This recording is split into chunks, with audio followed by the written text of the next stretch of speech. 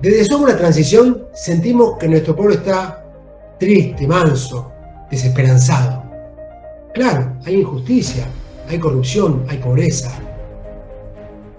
Pero la buena noticia es que de toda gran crisis siempre aparece una gran solución. Y la reevolución ya comenzó. Con herramientas como la democracia líquida, la permacultura, el orden económico natural, la educación 13, la seguridad evolutiva y sobre todo el sentido común, vamos a conseguir despertar la conciencia de todos los argentinos. Esto ya no se detiene. Somos la transición y la reevolución ya comenzó.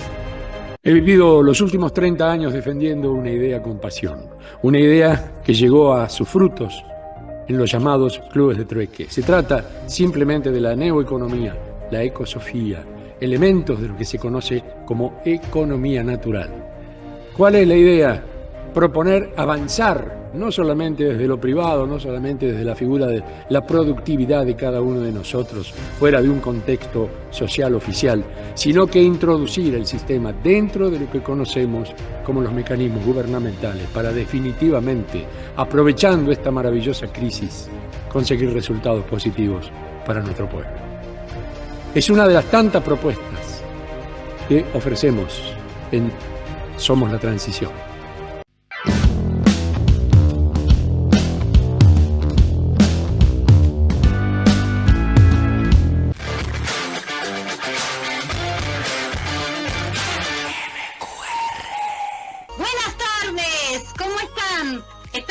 Todos bien, y para reflexionar nosotros hoy vemos de vuelta, nos encontramos, segundo programa, Somos la Transición, acá con mi compañero Pablo Bovi y también candidato para la presidencia de la Nación, con un sentimiento de amor por un país, de amor para un país, y como siempre digo, aprender a ver lo que no se ve es aprender a ver, para que empecemos a ver la realidad y no la virtualidad que estamos viviendo. Así hicimos el primer programa para mostrar todo el comienzo, la apertura, ¿no es cierto, Pablo?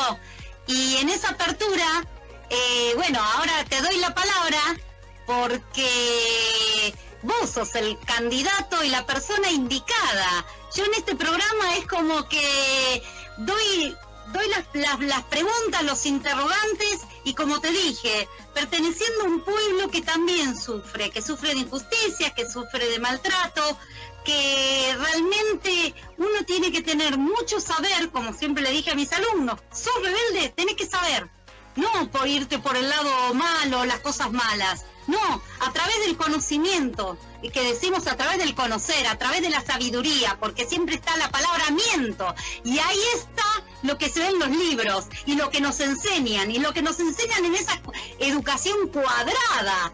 O sea que, vos date cuenta que ni yo sabía cómo hoy iba a presentar el programa. Así que yo siempre digo que la educación tiene que ser divertida. Pero te salió increíble. Bueno, gracias, Lucy. Vos sabés que después del programa pasado tuvimos la posibilidad de entrevistar a mi compañero de fórmula, Julito Archet. Que ahora recibí muchos mensajes, te habrá pasado a vos, le pasó a Julio, de personas que se les prendió nuevamente una luz de esperanza. Pero una luz de esperanza porque se dan cuenta que detrás de estas candidaturas, en realidad no hay otra intención que no sea la de poner un pie dentro de los mecanismos gubernamentales para que todo lo que hacemos por fuera de los mecanismos gubernamentales pueda llevarlo con amor a la sociedad.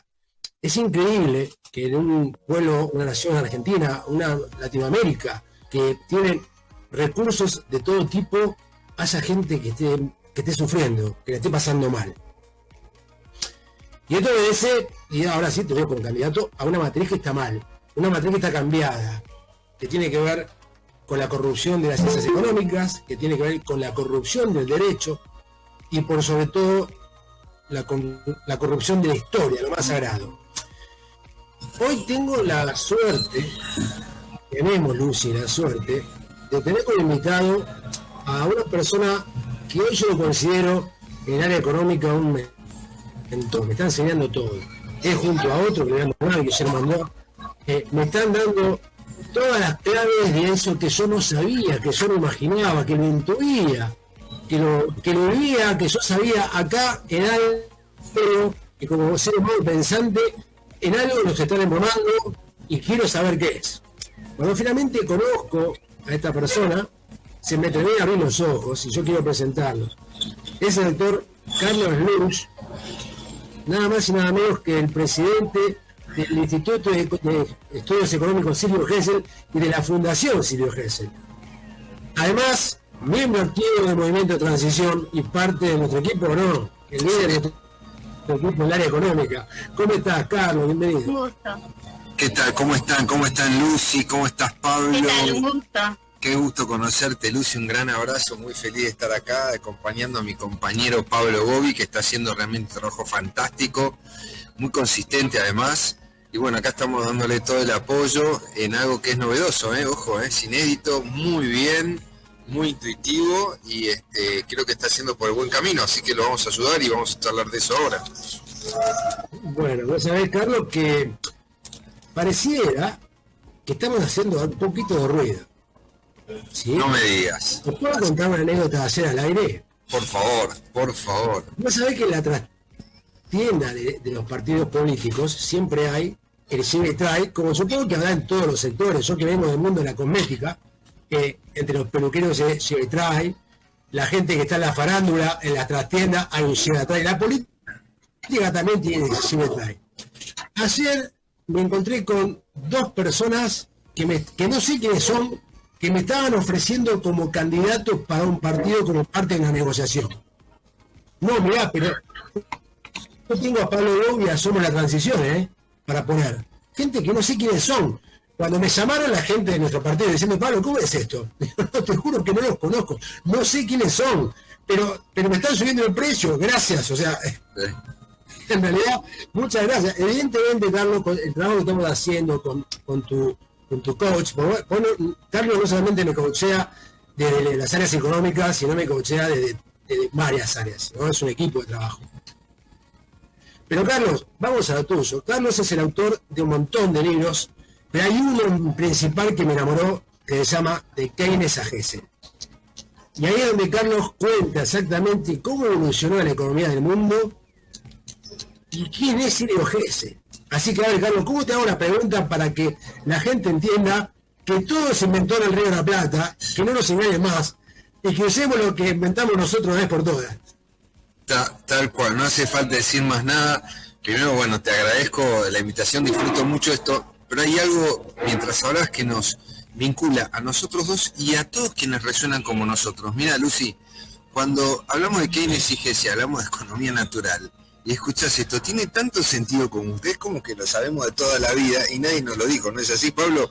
Cuando nos conocimos con Pablo, empezamos a hablar el mismo idioma y Pablo vio todo esto que nosotros también fuimos descubriendo, encontrando, se fue como armando un rompecabezas porque la información no estaba, hubo que reconstruirla, acá y en el exterior, en Alemania, etcétera.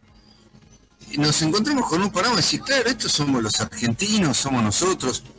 Esto es, qué sé yo, Río de la Plata, es Sudamérica, porque nuestros vecinos piensan como nosotros. Entonces, claro, vemos el mundo desde acá, desde el sur, y hemos sido siempre desde la periferia, tenido la ventaja y todos los problemas de estar lejos del centro.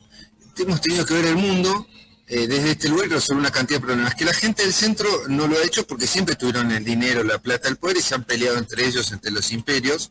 Nosotros la vimos mirar. Esto por un lado. Por otro lado, el tema del Río de la Plata es importante porque nuestro país no tiene 200 años como nos han enseñado la Revolución de Mayo, sino tiene por lo menos 400 años, donde sus universidades son más antiguas que las universidades norteamericanas, nuestras ciudades son más antiguas, nuestra tradición. Nosotros vivimos la Edad Media de acá, la Edad Media de Europa, de las grandes universidades, de las monarquías. Estados Unidos no vivió nada de eso, no tiene Edad Media, es solo moderno y plata, comercial, es un país comercial, de acumulación de poder, es un apéndice anglosajón de Gran Bretaña. nosotros pertenecemos al corazón de Europa, de los Habsburgo, de los Borbones, de las tradiciones monárquicas europeas, y eso es lo que hemos mamado desde siempre, y a partir de nuestra independencia de todo el resto de las líneas inmigratorias. Dicho esto, para explicar de dónde viene Silvio Gesell, puedo decir que, bueno, el tratado de economía más importante del siglo XX, llamado, que fue escrito por John Maynard Keynes, después Lord Keynes, el número 1 del siglo XX, Tratado del Interés, es un tratado general del interés, la ocupación, el dinero, tiene un capítulo central dedicado a Silvio Gesell, y Keynes dice, bueno, yo saqué todo esto de Silvio Gesell, ¿de dónde? De Buenos Aires, de la Argentina, de la crisis del 90, de la crisis de la Baring Brothers, de la famosa crisis de la Baring Brothers, de Londres, que casi voltea todo el sistema bancario londinense, los Rothschild tuvieron que poner mucha plata, el zar de Rusia, Francia, Alemania, porque se caía el sistema de la cantidad de dinero que habían puesto en Argentina para explotar a la Argentina, porque le quitaban las rentas, pero Argentina no tenía la posibilidad de recuperarse con producción para pagar. Esto hay mucho para hablar, pero es importante entender de que nuestra visión de nuestros economistas y las universidades es muy anglófila, o sea, o es muy liberal o es muy marxista, ¿no es cierto? Pero no hay una visión del Río de la Plata en la economía. Entonces hemos descubierto a través de esto que hay una cantidad de autores, una miríada de autores consistentes hasta el día de la fecha, desde hace 400 años, que han hecho un pensamiento original, vinculado con la tierra, con el pensamiento social cristiano, que es nuestra tradición, y con la tierra, que es propio. Ahora hablamos de la Pachamama, pero el gaucho es un fenómeno argentino, de hecho que anda a caballo. Somos los mejores jinetes del mundo, no solo por el polo, por todo. Cuando la Argentina tenía plata, teníamos los mejores caballos de carrera, los boxeadores, todos los deportes, digamos. Y esto está en nuestra génesis, el mate, es decir.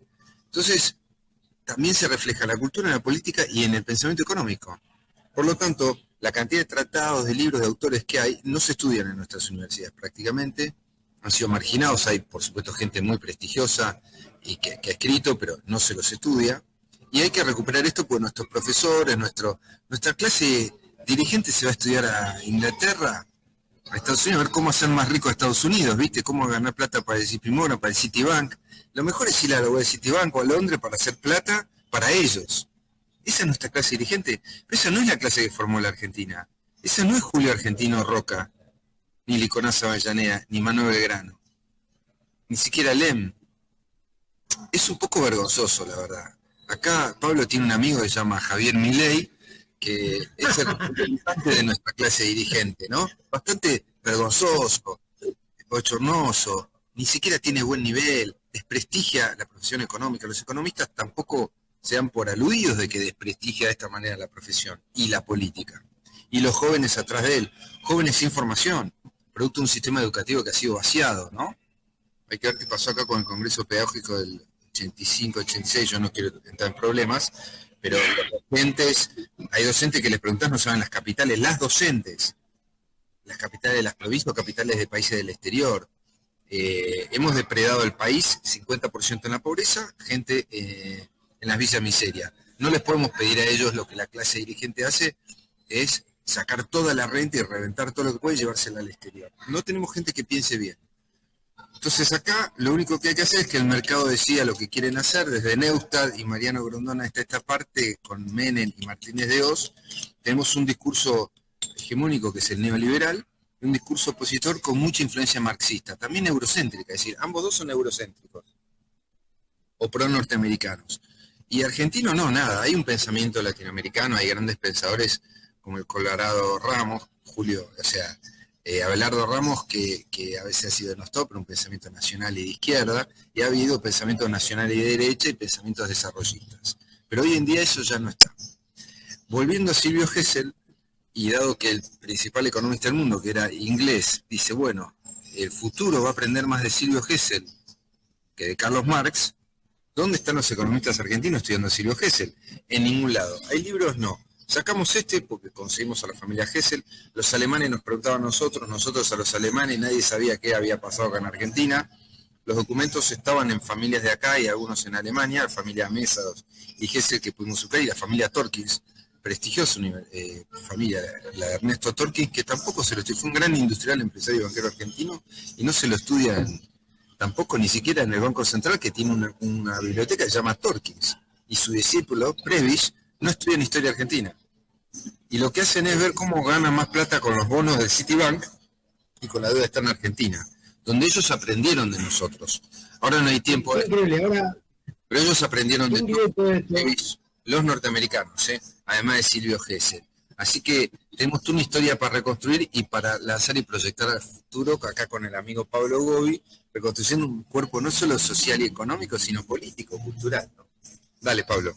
Bueno, como siempre hablamos con Carlos, en este momento Julio y yo estamos siendo los mascarones de prueba de un equipo que no es uno. O sea, Carlos en la cabeza del Instituto Silvio Gesell, que tiene un grupo de economistas que también me está ayudando, me está coacheando, que son realmente increíbles. Me pasan todos los días datos de cosas que digo, no puede ser. A ver, con razón, a mí la cosa no me cerraba. Yo como administrador de pequeña y media empresa, como empresario PYME, como consultor de pequeña y media empresa, no necesitaba ser un académico, no necesitaba ser un economista y un abogado para decir, che, esto no cierra.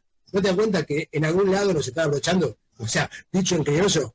Y bueno, cuando descubrimos finalmente de dónde nos estamos abrochando, nos está abrochando de alguna manera, a través del conocimiento que me da el Instituto Silvio Gesell, es cuando yo invito a los economistas geselianos a decir, bueno, muchachos académicos, ya que tenemos todo el know-how, tenemos todo el conocimiento, sabemos lo que hay que hacer, vamos a llevarlo a la práctica, vamos a poner adelante, por lo menos para poner la agenda. Te cuento algo, Carlos, vos sabés que cuando publiqué una de las notas donde lo atiendo, como dice alguna Javier Milei, pero no por la persona, por ese muchacho bacanudo, o sea, está todo bien con él, por ejemplo, cuando toman café con él, hablamos de peras negras están buenas, es canchero, tiene onda. Tiene onda, le gusta el rock, está todo bien con él, o sea, el tema es su pensamiento peligroso. Y una persona abajo me pone, hay que tener cuidado, una cosa así, con las personas zurdas como vos. Entonces, yo obviamente ni le respondí, le quiero responder ahora a través tuyo. ¿Le podemos contar a la gente por qué Silvio Gesell estuvo preso en Prusia fue, ¿no? En Varsovia, no. En Bavaria, en Múnich. En Bavaria, en Múnich. ¿Por qué estuvo preso en Bavaria Silvio Gesell? Primero, antes de eso, te quiero contar que el amigo Javier Milei, para quien te hizo ese comentario, es tributario y discípulo de Silvio Gesell. El verdadero libertario, el hombre de la libertad de los mercados, el que desarrolló la economía moderna, la libre empresa, el individualismo y el desarrollo sano de la economía, la libertad del hombre y el ejercicio de la libre propiedad, fue Silvio Gesell. Y eso hay que entenderlo bien porque él estaba a favor de la economía productiva y natural, ¿sí? Y de la libre iniciativa del hombre. Y Javier Milei toma de esa escuela liberal de la que abreva Silvio Gesell, que tiene su origen en la Argentina. Javier Milei también es tributario de la escuela austríaca, que a su vez, lo hemos hablado con vos, la escuela austríaca es tributaria de la escuela de Salamanca, de España, y la escuela de Salamanca... La tributaria es que aprendió de... Digamos, exacto, son derivados. Son simplemente un apéndice de la escuela de Salamanca de España, que fue el siglo de oro español, los escolásticos españoles, y esto lo dicen los fundadores de la escuela austríaca de economía, von Mises, Hayek, dicen, nosotros venimos de la escuela de Salamanca de España y de Valladolid.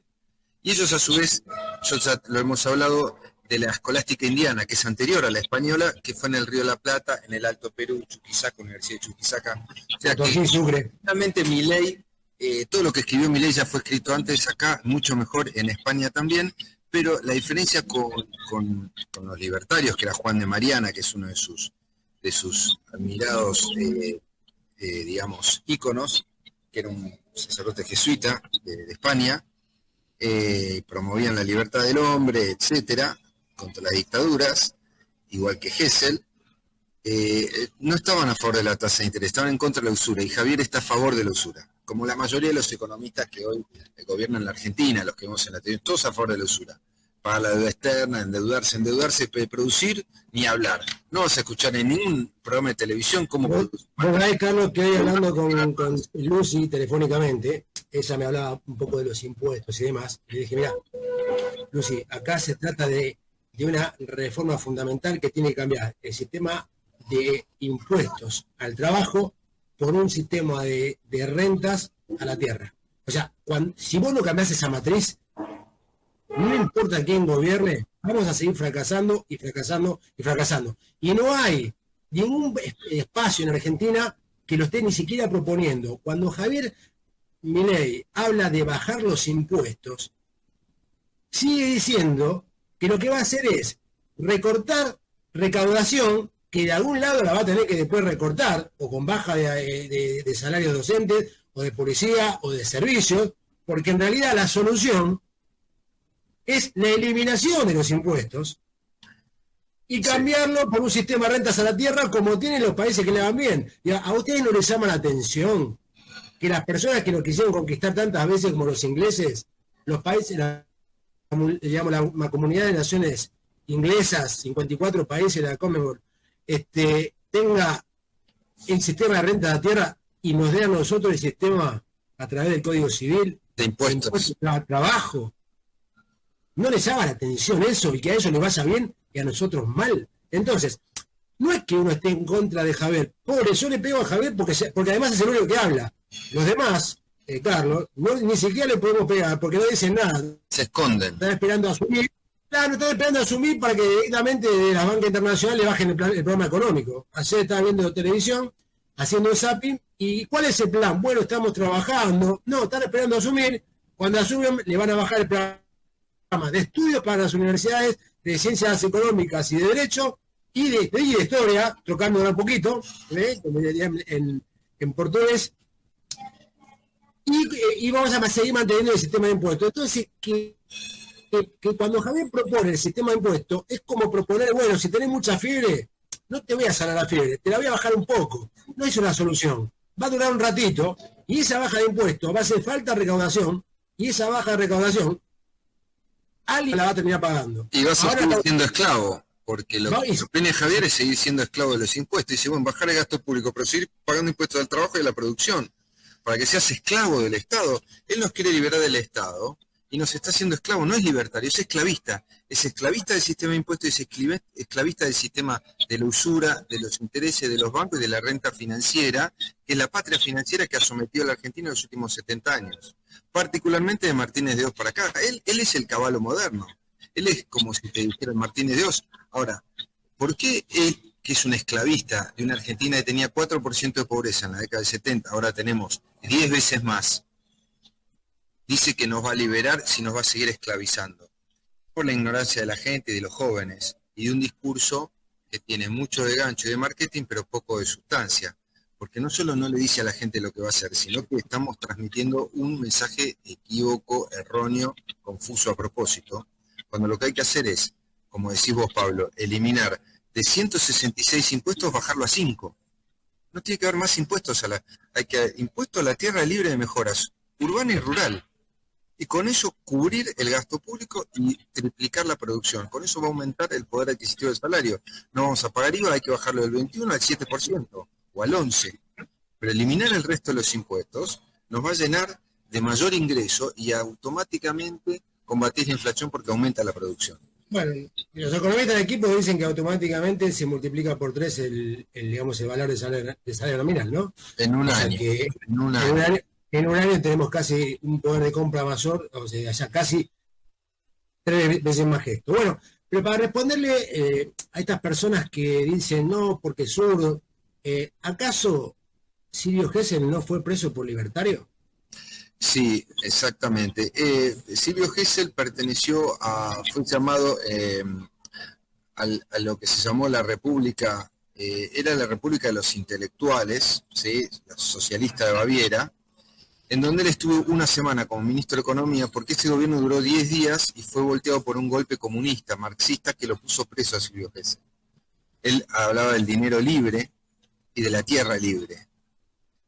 Cuando Javier Milei habla de los esclavos del dinero y de la tasa de interés, y esclavos de los impuestos, y de los dueños de la tierra, de los monopolios en general, Silvio Gesell habla del dinero libre de interés y la tierra libre para que todos tengan acceso a la vivienda. Era un libertario de verdad, no un esclavista transformado como es Javier Milei. Esto es porque no se estudia Silvio Gesell en las universidades, en los medios, no lo conocemos y ya es hora de darlo a conocer. Es nuestro futuro, por lo tanto, tiene que ver con nuestra identidad y fue preso Silvio Gesell y después por su propia voluntad y su propia defensa oral fue tan elocuente que fue felicitado y fue liberado cuando muchos otros fueron fusilados primero por la revolución comunista, después vino por la revolución nazi de derecha que fusiló a los comunistas. Y Silvio Gesell fue siempre muy respetado por todos.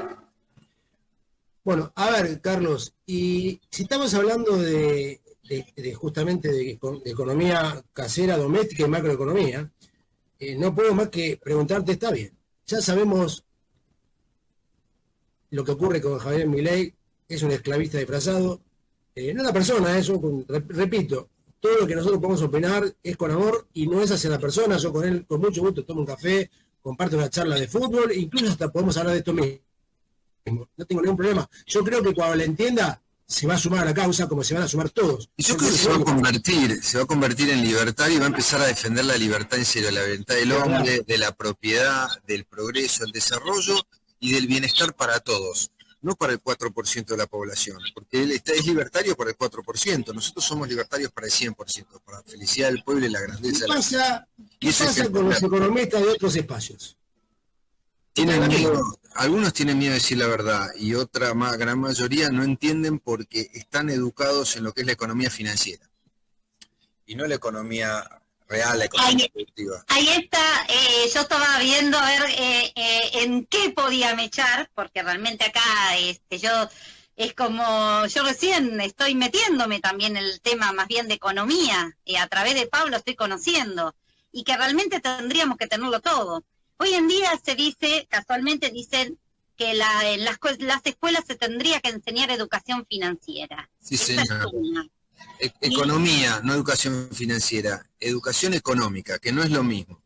Bueno, dicen así, educación financiera, por eso yo, mientras que estoy escuchándolo, yo estuve marcando unos ítems así. ¿Por qué? Porque como le dije a Pablo, yo voy a estar del lado de lo que, conociendo a las personas, hablando con la comunidad, hablando cuando voy a comprar algo, soy una persona, se podría decir, política buena, en el sentido de, a través del diálogo, y que me interesa mucho el país, pero no por beneficio propio, por beneficio de las generaciones que van a venir.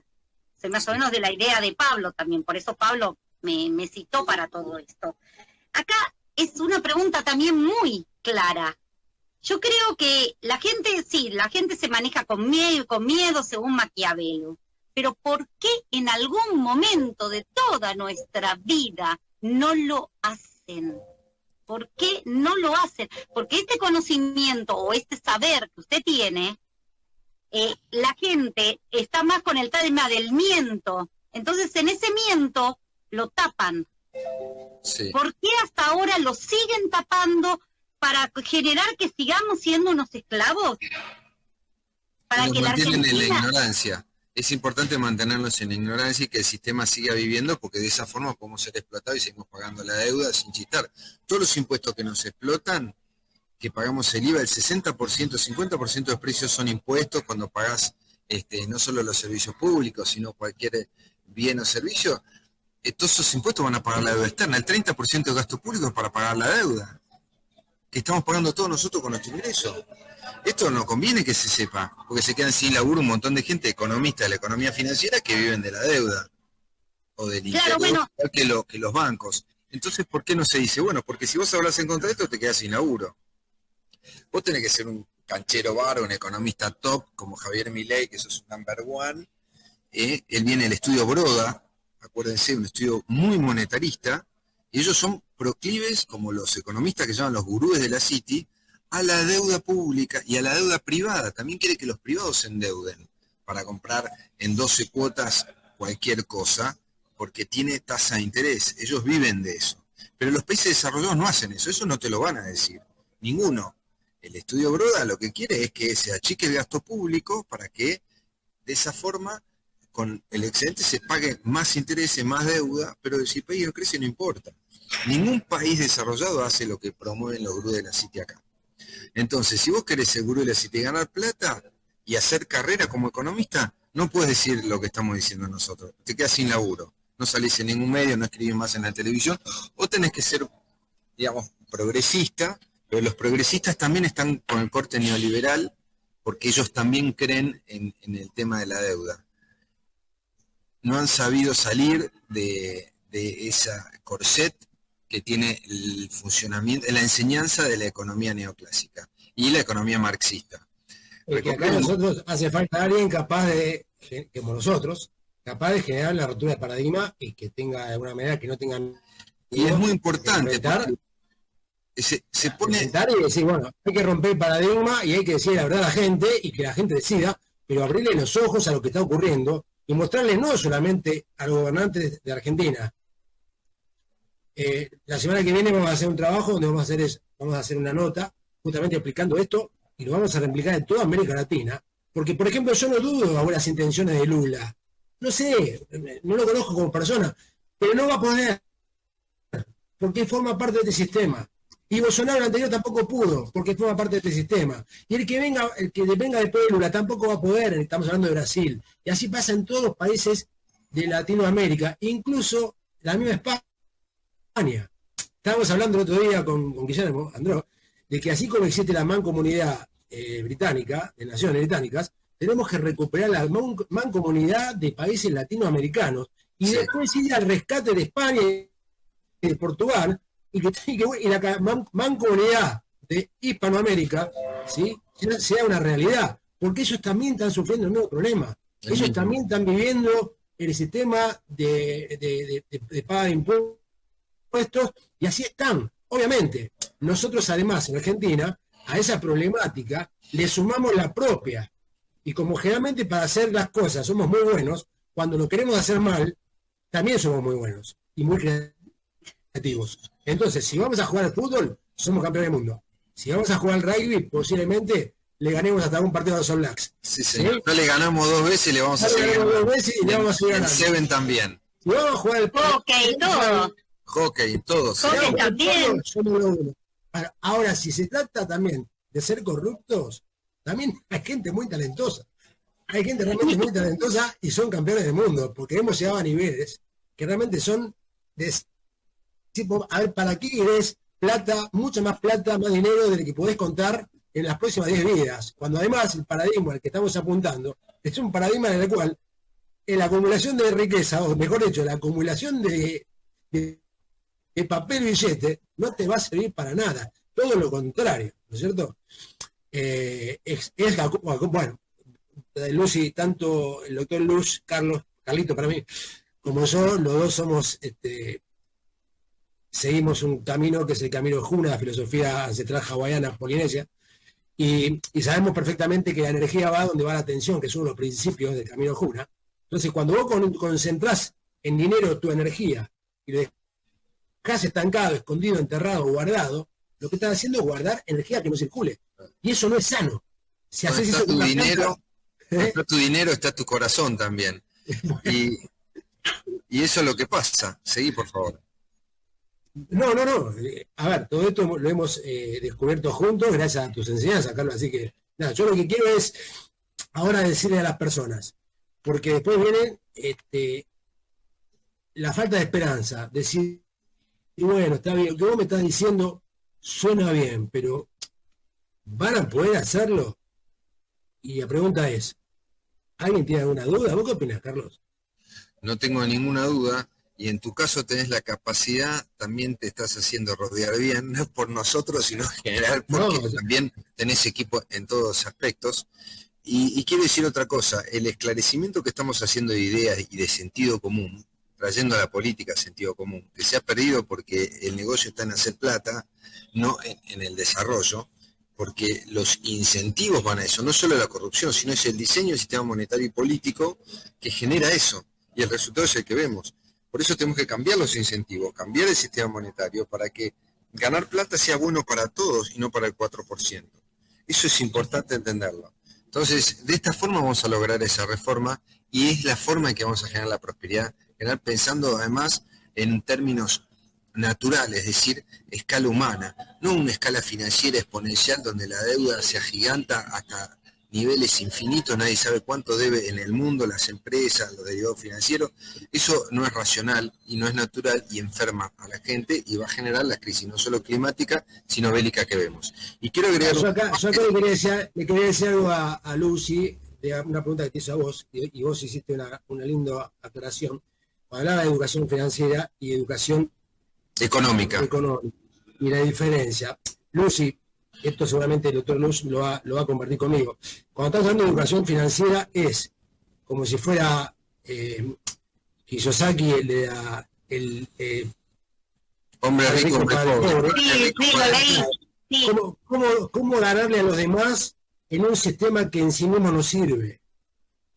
Donde la mayoría pierde. La mayoría pierde. Entonces, cuando yo hablo de educación financiera, estoy diciendo, te voy a enseñar cómo hacer para que vos le ganes a los demás y que los demás queden pobres. Eso no es economía. Sí. La educación económica es entender lo que estamos hablando, entender que en un esquema económico sano, un derecho natural, que es el derecho cristiano, justamente, y siguiendo los principios que están en la Constitución Nacional Argentina, inspirada justamente en Dios, ¿sí? Fuente de toda razón y justicia. Pues, claro, dando la protección de Dios, fuente de toda razón y justicia, y vamos a encontrar con que no es necesario ganarle al otro para sostener lo necesario. Y que la acumulación por la acumulación en sí misma no tiene ningún sentido. De nada. ¿Para qué tener 3 barcos, 17 coches? ¿Para qué? No va a ser necesario, hay que cambiar el paradigma. A las personas les cuesta entender al principio esto. Yo creo que es un desafío hermoso el que hemos emprendido todos. Carlos Luz también sabe y me acompaña. Hace poco estuvimos en un lugar muy emblemático en Argentina, dando una conferencia juntos, donde él explicó justamente qué era el orden económico natural del Río de la Plata y de dónde venía. Y yo, de alguna manera, terminé la exposición del doctor Luz explicando cómo el movimiento de transición va a llevar esos conocimientos a la práctica. O sea, cómo los académicos preparan un plan de trabajo y cómo hay alguien, en una palabra, alguien diseñó la bomba atómica. Claro. Pero después hubo un piloto de avión que la trasladó y la arrojó. Bueno, el estudio de ciencias económicos, Silvio Gesell, tiene la bomba atómica de la economía para generar felicidad, igualdad, prosperidad, tierra para todo el mundo. Basta de los sin tierra, ni acá en ninguna parte del mundo. ¿Sí? Y el movimiento de transición tiene la obligación de llevar esa bomba y tirarla a la humanidad diciendo, tomen, acá están las herramientas. Ustedes deciden.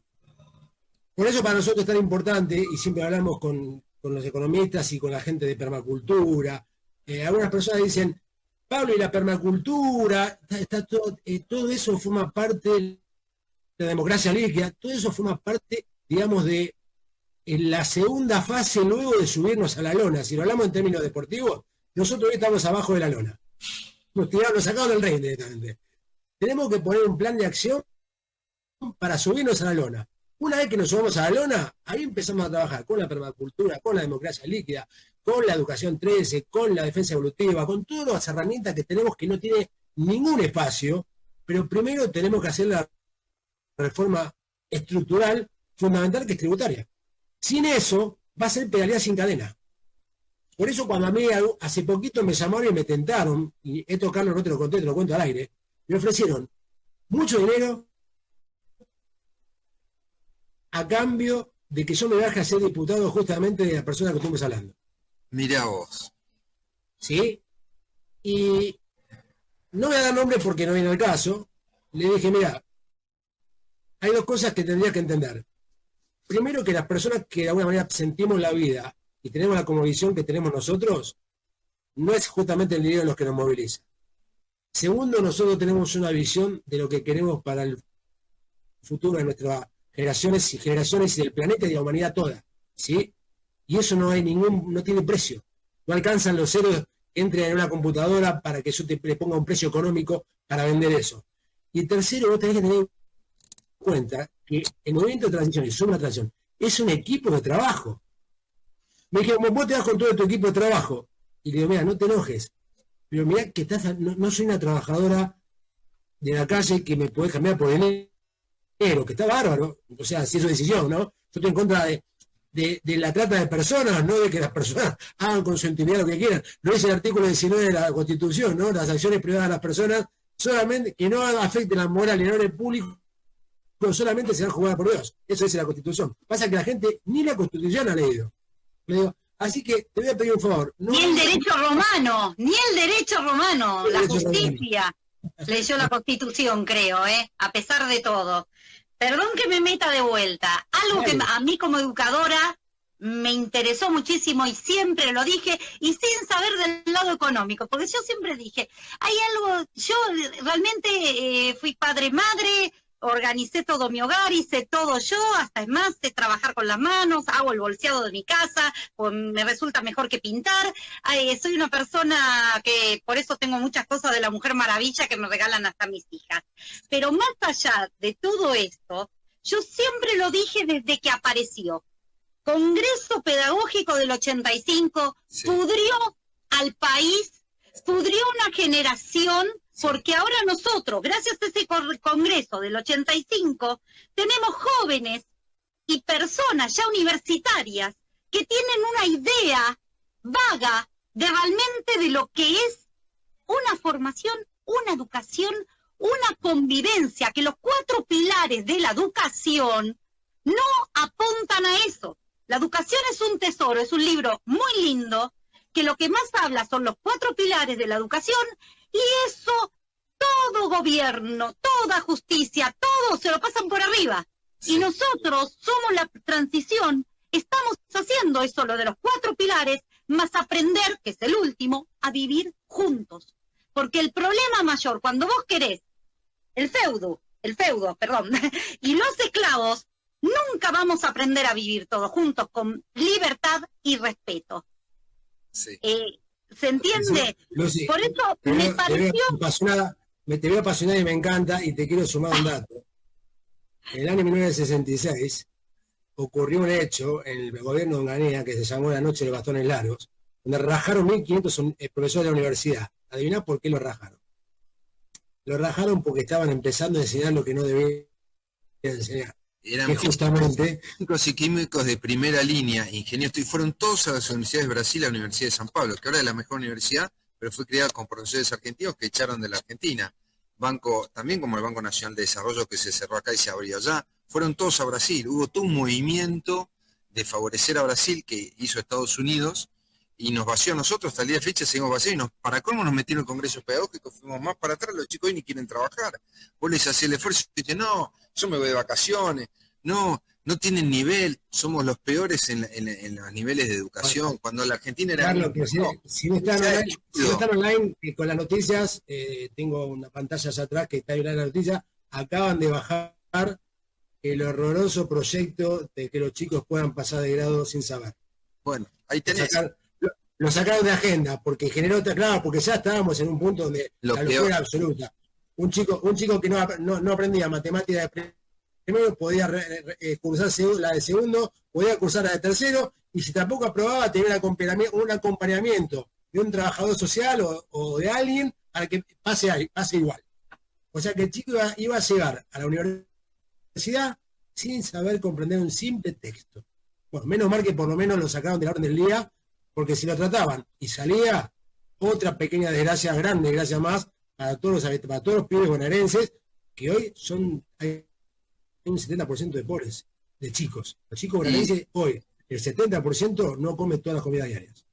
Y ni siquiera ahora les quieren dar educación, entonces la situación va a empeorar. Fíjate que ni siquiera se piensa bien, la clase dirigente también, cierta parte del progresismo, sostiene que en vez de crear trabajo hay que dejar que los chicos pasen de grado sin exigirles exámenes porque no hay que someterlos a estrés y a presión, y cuando llegan entonces a la edad adulta no saben hacer nada, y van a vivir de la asistencia social y del subsidio, porque hemos perdido una clase que planifique con 20 años de anticipación. Y esto es lo que pasa, que acabas de describir, los dos, Lucy y vos. Solamente agregar una cosa, una gran parte de la clase dirigente, no voy a mencionar nombres, pero son realmente admiradores de Marx, dentro del peronismo y afuera del peronismo. Como para oponerse al neoliberalismo, si buscan las teorías del socialismo materialista, o socialismo marxista, o el marxismo, que tiene muchas categorías muy interesantes, se olvidan de dos cosas. La primera es que Marx defendía el interés y la usura del capital. Nunca atacó a los bancos, los defendía. Defendía la tasa de interés y defendía el patrón oro igual que Domingo Cavallo. Marx. Todo el sistema del capitalismo dice, bueno, en vez de que la convertibilidad sea de las empresas, tiene que ser de los trabajadores, pero finalmente termina siendo siempre un tema de restricción, de sometimiento en este caso al Estado y favorecer a los bancos para que sigan funcionando de la misma manera. Eso lo dice Marx expresamente. Esa parte no se estudia. Por eso no es economía natural, es una economía científica materialista. Ni hablar de espiritualidad, por supuesto que no, que hoy en esta época sí ya se está hablando de esa recuperación del ámbito espiritual del ser humano, pero sin llegar a eso sí hablamos de la naturaleza, el cambio climático. Marx no tiene ninguna solución para el cambio climático, es materialista, no le interesa la naturaleza. Y es peor, parte de nuestra clase joven y dirigente en los distintos partidos políticos está cooptada por el marxismo en el siguiente sentido, es eurocéntrico. Son todos pensadores europeos. Y vos vas a ver a los dirigentes nuestros, economistas y políticos que escriben sobre Keynes, Marx y Adam Smith. Todos ingleses, europeos, eurocéntricos, como Milei. ¿Y quién habla de los economistas argentinos? ¿Quién habla del país de Manuel Belgrano? ¿Quién estudia y como político propone la política económica de Manuel Belgrano? No, es más canchero hablar de Marx, pero Manuel Belgrano es mucho mejor y más desarrollado que Marx, pero eso no te lo va a decir nadie, porque nuestra clase de gente está cooptada por el pensamiento eurocéntrico. Y nosotros con Pablo Gobi y nuestros amigos de la atención queremos volver a la Argentina, a Sudamérica, a la Pachamama. Y a Manuel Belgrano. Carlos, tenemos amigos del movimiento. Tenemos amigos del movimiento de transición que en este momento están justamente visitando Edén, France Túnez, ¿sí? Claro. Con la familia. Contá que es Edén. Edén, bueno, Edén es una aldea inspirada en los principios económicos de Silvio Gesell, donde incluso hay familiares, descendientes, que están en Alemania, apartada, donde han creado un ecosistema libre, sustentable, autogestivo, comunitario. Claro, descentralizado y que se autogestiona, que es un poco lo que proponía en su momento Silvio Gesell. O sea que hay miles y miles de experiencias en el mundo de que esto funciona, ¿sí? Independientemente de esto, lo que me decía nuestro querido amigo Franz, amigo común, dice, Pablo, adelante con lo que están haciendo, porque en Alemania están viendo lo que ocurre en el Río de la Plata para ver cómo hacen, cómo siguen. Ellos saben que acá no da para más esto. Ellos saben que no da para más. Están esperando cuál es la movida, como siempre, del Río de la Plata. Te podemos decirle, Carlos, a la gente, que el capitalismo de Adam Smith es un plagio de las enseñanzas de Juan de Matenzo de 1548. No inventó nada Adam Smith, que inventó Juan de Matenzo. Sí, que Keynes no inventó nada, que aprendió todo de Silvio Gesell, pero que apretado por la banca inglesa, no tuvo alternativa que poner tasa de interés. Pero si vos lees a fondo, entre líneas, a Keynes, te está diciendo, lee a Gesell, lee a Gesell. Todo el tiempo. ¿Qué es lo que te está diciendo en el fondo? Cuando uno sabe leer entre líneas, ojo que lo que te estoy diciendo está condicionado porque me van a colgar del Big Bang, ¿sí? Sí. Pero si querés saber la fórmula final, lee a Gesell, y no lo dice una vez, lo dice más de una vez en su teoría. Sí. Es el economista más citado en todo el libro, lejos, más del doble del que sigue. Carlos, bueno, nada y todo. Me gustaría que cierres tu participación hoy con alguna reflexión. Sí. Porque hay muchas preguntas más para hacerle. Pero Carlos, te cuento, Carlos y otros economistas geselianos son el corazón del movimiento de transición. Digo, todas las cosas de las cuales hablamos siempre, Lucy. La permacultura, la democracia líquida, la seguridad evolutiva, la educación 13, el sentido común, todo eso se puede poner en práctica, sí y solo sí, primero hacemos esta reforma. Si no, seguimos pedaleando sin cadena.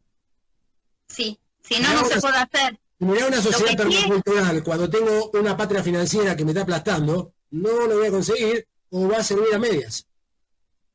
Entonces, primero, subámonos a la lona, terminemos con este sistema. Hagámonos escuchar, subámonos a la lona. ¿Cuánto tiempo pensás vos que si nosotros dieran la posibilidad de decir, pues, muchachos, tomen la decisión a partir de hoy, ¿en cuánto tiempo esto se interesa? Empieza a decir, bueno, empiezan a cambiar. digamos, lo podemos enderezar rápidamente y se pueden generar expectativas positivas. El problema que tenemos son los condicionamientos políticos, por ejemplo, la deuda externa y algunas otras.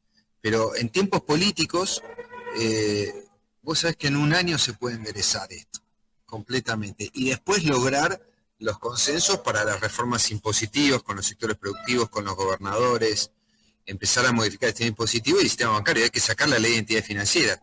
Necesitas que vote el Congreso un cambio de la ley, como se supone que los grandes partidos populares están a favor de la explotación del pueblo. Explíquenme. Bueno, pero yo quiero decirles algo en lo cual me hago cargo de lo que estoy diciendo, ¿sí?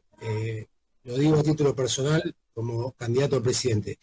Si nosotros tenemos y nos dan la oportunidad de llegar a cargo de gestión y no tuviéramos las mayorías en el Congreso, porque las mayorías están de alguna manera, y lo voy a decir bien claro, vendidos al sistema anglo-norteamericano de finanzas internacionales para mantenernos endeudados para siempre. Es una deuda que no vamos a pagar nunca. Yo les puedo asegurar que yo llevo esto adelante igual, aunque no tenga las mayorías en el Congreso. Lo voy a hacer a través de un plebiscito vinculante y a partir de ahí vamos a ver que va a tomar la decisión, va a ser el pueblo argentino. ¿Sí? En forma totalmente constitucional, utilizando herramientas constitucionales. Hay una herramienta constitucional que se llama plebiscito. ¿Sí? Y yo como presidente puedo llamar a un plebiscito popular que sea vinculante. Y el Congreso no se puede oponer a eso. No, no se puede oponer a eso y es la decisión soberana que debe ser respetada y que va a ser ejecutada justamente por lo mismo. Ese es el camino. Y yo quiero decir, además, estas palabras de la gratificación, de estar contento de estar con ustedes. Un gusto grande conocerte, Lucy, me encanta, luchadora, mujer, maestra. Ese es el espíritu también que tenemos que sacar entre el hombre y la mujer, colaborados, agarrados de la mano también, sin exclusiones, ¿no? En ese sentido también entender que el hombre junto con la mujer podemos ir juntos, no es un sistema donde tenemos que discriminarnos mutuamente. Eso también quería aclararlo porque esa es la forma de crecer con poder, en una forma sana y natural. Y este espacio nos brinda la alegría, ¿no? La posibilidad de expresarse, la posibilidad del sentido común, de ser sensatos y compartir con amigos y que esto se multiplique. Somos felices mientras lo hacemos, Carlos. No estamos luchando contra nadie. Cuando uno va a favor de lo que dicta el cosmos, cuando uno va a favor de las enseñanzas o de los mensajes que te baja la divinidad, no puedes más que estar feliz, sabiendo que estás cumpliendo con tu deber. Los resultados, Dios, el cosmos y la divinidad dirá cuáles tienen que ser, si es el momento o no. Yo soy muy optimista, pero te dejo cerrar para despedirnos 2 minutitos para que digas lo que quieras y después cerramos con Lucy el programa. Dale, bueno, tuyo, Carlos. Primero, gracias, de vuelta el abrazo, y estar a todos los que están escuchando en la radio y televidentes a votar a Somos la Transición, porque somos todos, somos la transición que queremos ver. Nosotros somos los que estábamos esperando. No nos van a salvar otros, nosotros nos vamos a salvar a nosotros mismos entre pares, entre amigos, entre compañeros, entre profesionales, gente seria. Tenemos la mayoría de la gente seria, tenemos la conducción y tenemos la posibilidad, Pablo, con vos, con Julio Archet, otro gran amigo, íntegro, honesto, luchador de toda la vida. Son los ejemplos que necesitamos. La gente común y la gente que realmente es honesta y que quiere trabajar, educar y lo que siempre decimos todos, salir adelante. Ahora, la Argentina tiene una gran posibilidad cultural porque la tuvo en el pasado. Mirando las cosas buenas de ese pasado, proyectamos el futuro. En ese sentido soy optimista. Hay una crisis en el hemisferio norte, aprovechémosla. Pablo, es tu momento, Lucy también. Conéctense con el exterior y consigamos también apoyo del exterior para lo que ustedes están haciendo, como diciendo, es el Río de la Plata. Eso les quería decir, muchachos. Un gran abrazo y gracias por la invitación. Carlos. Muchas gracias. Seguimos Gracias. online, como siempre, intercambiando 100 WhatsApp por día, donde me dice, correcciones de palabras, de conceptos, permanente. Yo voy a terminar siendo el mejor economista argentino. Cuidado ustedes académicos, Rapidísimo, Pablo es rapidísimo, entiende todo muy bien, así que vamos bien. Gracias, Carlos. Muchas gracias y gracias. Mucha alegría haberte conocido, Lucy, también, y bueno, con un gran corazón los abrazo muy fuerte y gracias de nuevo por la invitación. Chau. Hasta luego. Chau. Bueno, Lucy, nada, te dejo el cierre, nos quedan 3 minutos, dice ahí. Sí. ¿Cuándo nos queda al señor operador? 2 minutos. 2 minutos. ¿Verdad, Lucy? 2 minutos. Son todos tuyos, Lucy. Yo hablé mucho con Carlos. Si querés, el programa próximo lo dedicamos a pasar en limpio lo que hicimos hasta ahora. Antes de continuar con más información, me haces todas las preguntas que quieras. Pero ahora cerrar el programa y vayamos felices a disfrutar, que creo que fue una charla hermosa. Sí, no, fue una charla hermosa. Es como una esperanza. Una esperanza que, como siempre, a veces cuando hablamos así personal entre los dos, así todo, que yo digo, pero acá hay que dejar que la gente sea codiciosa. Y vos siempre lo decías cuando yo te tenía también de invitado en el otro programa, cuando decías que la gente puede tener un montón de dinero. Vos podés codiciar un montón de dinero, pero no sos feliz. La gente quiere ser feliz, ya se da cuenta que si tenés muchas cosas, no podés ser feliz. Entonces, empecemos a aprender a vivir juntos, casualmente, que hoy nombré los 4 pilares de la educación. Tenemos que aprender a vivir juntos y eso se hace con amor. El amor es lo que nos va a unir, por eso es tan importante que yo siempre en todo lugar hablo del amor, porque el amor no es de cursilería, es lo que no, es la fuerza interior que nos saca adelante para que podamos andar. En la próxima hablamos de la fuerza A, de la cual habló Einstein, y después ya lo vamos a hablar, ¿sí? Bueno. Y esto también es importante, que no le dije también, viste cuando dijo de la parte femenina, yo diría, bueno, sí, las cargas positivas, negativas, femenino, masculino. Es bajo el mismo respeto, somos complemento. Así que vos me diste el cierre, gracias, hay todo en forma de complemento masculino y femenino. Beso grande, Lucy, beso grande a nuestros operadores, realmente trabajo brillante, gracias por todo. Y el próximo jueves a las 17 horas, Lucy. Sí, nos vemos.